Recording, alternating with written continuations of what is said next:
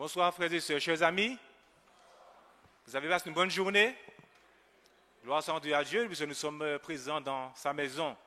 Nous le louons, nous le glorifions pour la vie qu'il nous accorde encore aujourd'hui. Et il nous permet encore de nous arrêter au milieu de la semaine, de venir dans sa maison afin de recevoir encore davantage de ses bénédictions, de sa parole vivante qui va nous sanctifier, qui va nous vivifier et nous permettre de continuer notre course chrétienne sur cette terre. Soyez les bienvenus et que Dieu vous bénisse tous. Ce soir, nous avons avec nous une femme spéciale, je dirais. C'est une femme pasteur. Amen. Alors, elle nous vient du Canada, de très loin, et elle est de passage, n'est-ce pas, en Martinique, et elle a profité de ce passage, afin de pouvoir partager ce moment avec nous, avec d'autres frères et sœurs. Et elle n'est pas seulement en vacances, mais elle est en mission encore, n'est-ce pas? Donc, elle profite de cela, et c'est une grâce de Dieu de pouvoir partager ce moment essentiel avec nous. Donc, nous disons déjà, alors je vais présenter son nom. Elle s'appelle Esther. Esther comment? Pour ceux qui ont reçu les... Esther Paul Émile, n'est-ce pas? Donc, elle est de l'église de Bethany qui se trouve au Québec, d'accord, au Canada, c'est ça? Au Québec, d'accord. Et tu travailles à la Fédération? Et elle travaille à la Fédération du Québec, d'accord? Et responsable du ministère de la prière. Donc, gloire soit à Dieu pour ce ministère, que Dieu te fortifie et qu'il te soutienne également dans ton ministère. C'est vrai qu'on n'a pas l'habitude de voir une femme pasteur souvent. Donc, profites-en et nous sommes très heureux de pouvoir t'accueillir. L'Église est heureuse de pouvoir t'accueillir, d'accord? Et les bras ouverts, nous t'embrassons très très fort et nous te disons bienvenue dans la maison de Dieu. Amen. Donc, elle sera avec nous le mercredi 17 et le samedi 27 avril. D'accord? Donc, soyez tous présents. Amenez vos amis également et qu'on puisse la soutenir par nos prières. Et écoutons-la. Elle a beaucoup de choses à nous dire ce soir. Nous faisons un petit coucou également à sa tante, n'est-ce pas? Sœur Ulysse, n'est-ce pas? Alors, elle est apparentée à Sœur Ulysse, hein? D'accord? Et c'est très très bien. Donc, merci Sœur Ulysse pour ce que tu as fait pour elle, hein? N'est-ce pas? C'est tout à fait normal. Et que tu puisses continuer à l'aider et à visiter la Martinique, n'est-ce pas? Amen. Très bien. Alors, pasteur Émile, je te laisse la place et que Dieu te bénisse. Amen.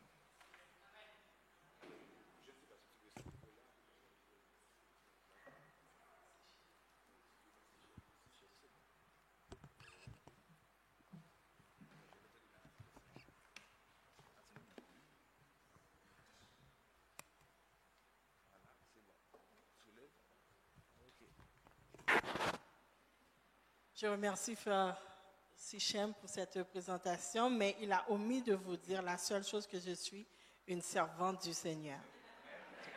Chers frères et sœurs, bonsoir. Chers frères et sœurs, bonsoir. Que la paix de Jésus soit avec vous. Je bénis le nom du Seigneur pour ce privilège qu'il me donne de me tenir devant vous pour pouvoir partager avec vous la parole de Dieu. J'aimerais vous rappeler que je prie pour vous. Est-ce que vous le ressentez? Je prie pour vous parce que je suis responsable du ministère de la prière de la Fédération du Québec. Et en même temps, je suis pasteur d'une église de Bethany. Et je travaille beaucoup parce qu'il y a beaucoup de choses à faire dans le champ. Mais nous savons que nous ne faisons pas ça de nous-mêmes parce que notre Dieu est avec nous. Et quand Dieu est avec nous, qui sera contre nous? Et le truc que je vous donne, vous avez quelque chose de puissant entre vos mains. Vous avez Dieu en vous, vous avez sa parole. Profitez-en parce que Dieu est vraiment fidèle. Et lorsqu'on est fidèle avec lui, il nous donne des victoires. Que son Saint-Nom soit béni. Ce soir, je vais partager un sujet avec vous, un sujet qui peut peut-être déranger quelques personnes ou qui peut nous aider à prendre de nouvelles résolutions. dans notre marche avec le Seigneur. Le thème est « Comment aimer nos ennemis ?» J'aimerais vous inviter à ouvrir votre Bible avec moi dans Matthieu chapitre 5, versets 44 à 48.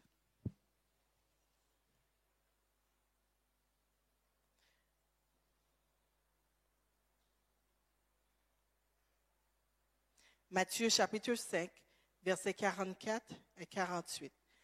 Si vous l'avez trouvé, vous dites Amen. Okay.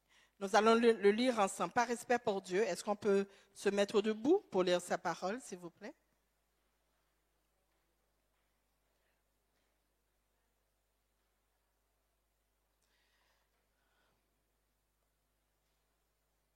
Allons-y. Aimez vos ennemis, bénissez ceux qui vous maudissent. Faites du bien à ceux qui vous haïssent et priez pour ceux qui vous maltraitent et qui vous persécutent, afin que vous soyez fils de votre Père qui est dans les cieux. Car il fait lever son soleil sur les méchants et sur les bons, et il fait pleuvoir sur les justes et sur les injustes.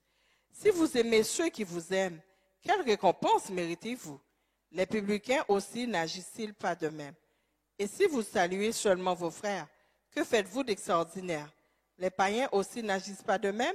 Soyez donc parfaits, comme votre Père céleste est parfait. Prions, prions. Non pas à nous, Seigneur, non pas à nous, mais à toi la gloire, l'honneur, la magnificence d'éternité en éternité. Nous voulons te remercier infiniment pour ce privilège que tu nous as donné de venir en ta présence pour pouvoir prier et pour pouvoir méditer sur ta parole.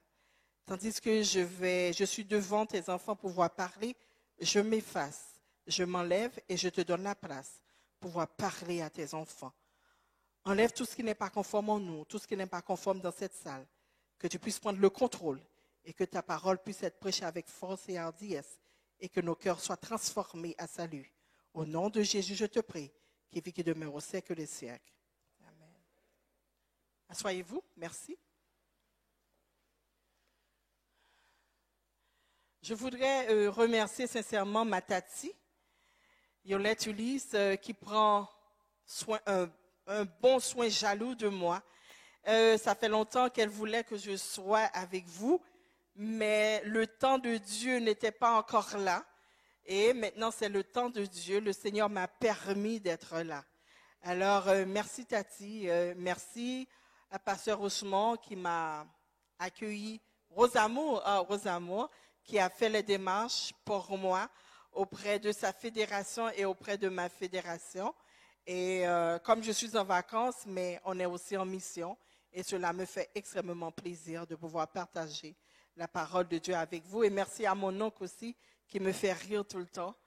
Alors, tonton Yol, bienvenue.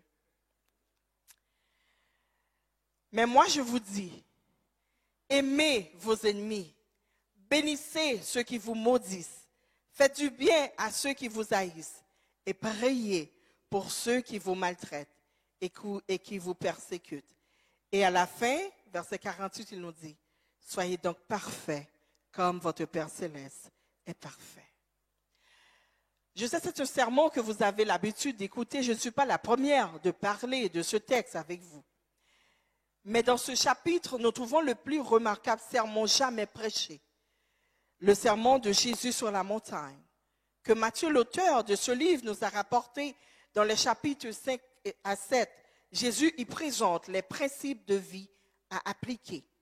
Dans ce discours, il s'adressait principalement à ses 12 disciples. Mais la foule l'écoutait et fut frappée de son enseignement.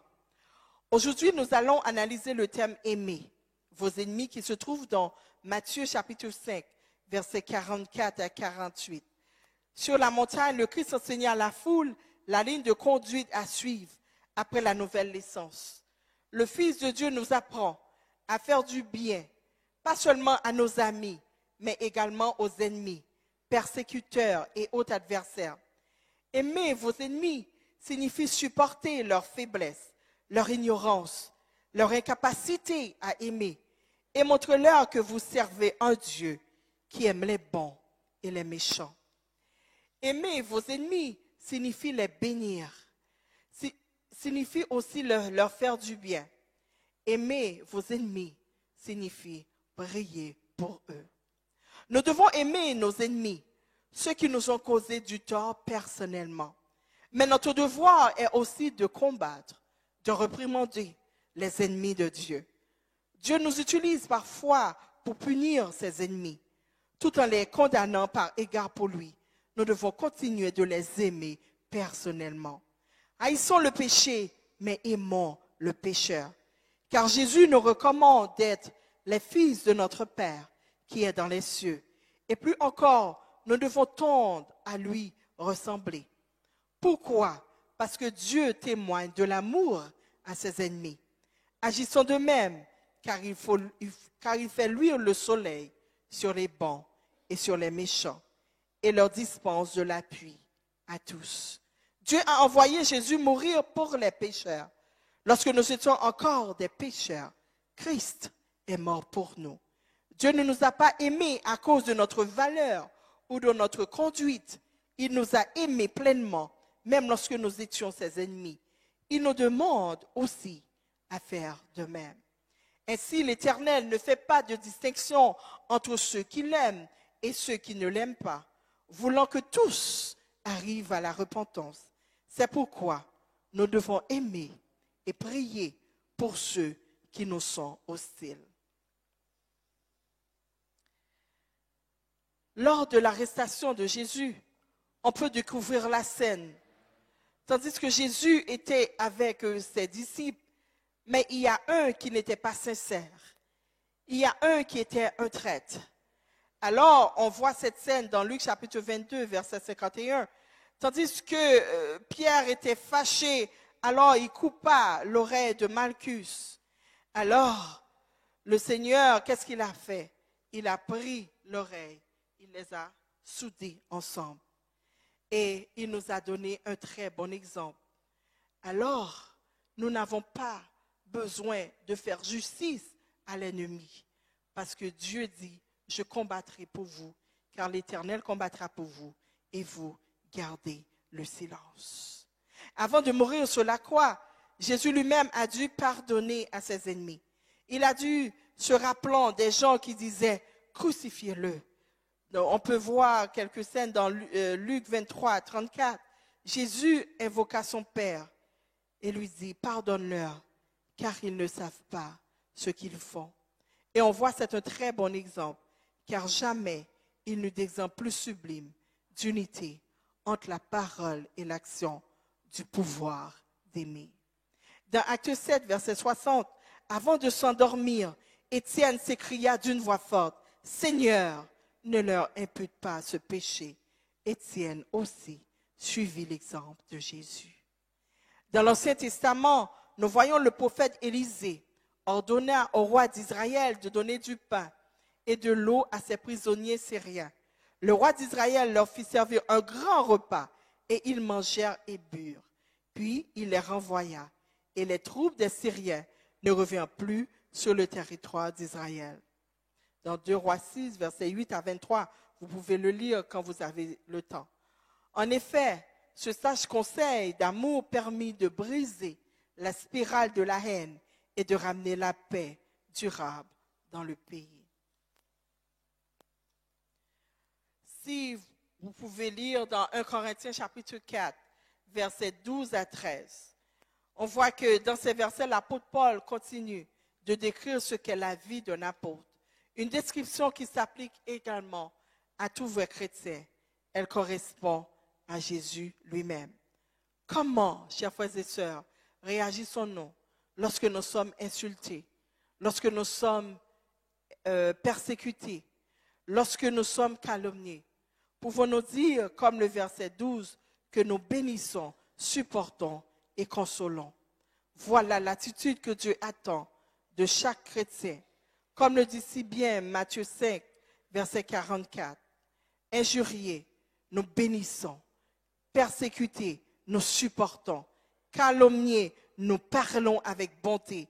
Telle fut la réaction de l'apôtre Paul, de ses compagnons, face aux persécuteurs de leur foi. Paul dit encore dans ce verset, nous fatiguons de travailler de nos propres mains, en plus de la prédication.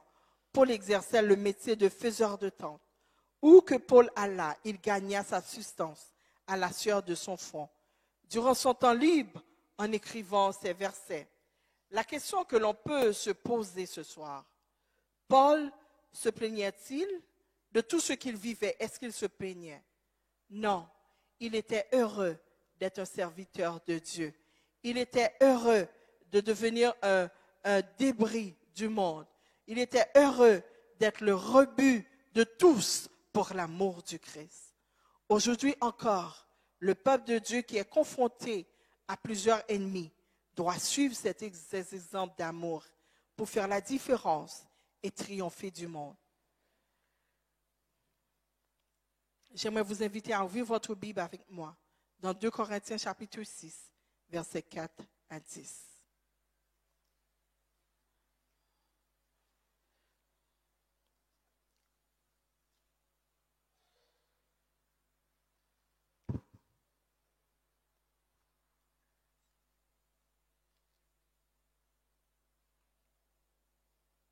On va le lire ensemble.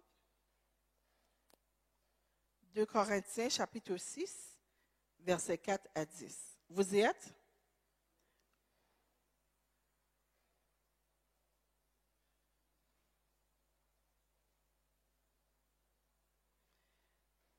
Mais nous, encore, on va le lire ensemble. Mais nous nous rendons à tous égards recommandables, comme serviteurs de Dieu, par beaucoup de patience dans les tribulations, dans les calamités, dans les détresses, sous les coups, dans les prisons, dans les séditions, dans les travaux, dans les veilles, dans les jeûnes, par la pureté, par la connaissance, par la longue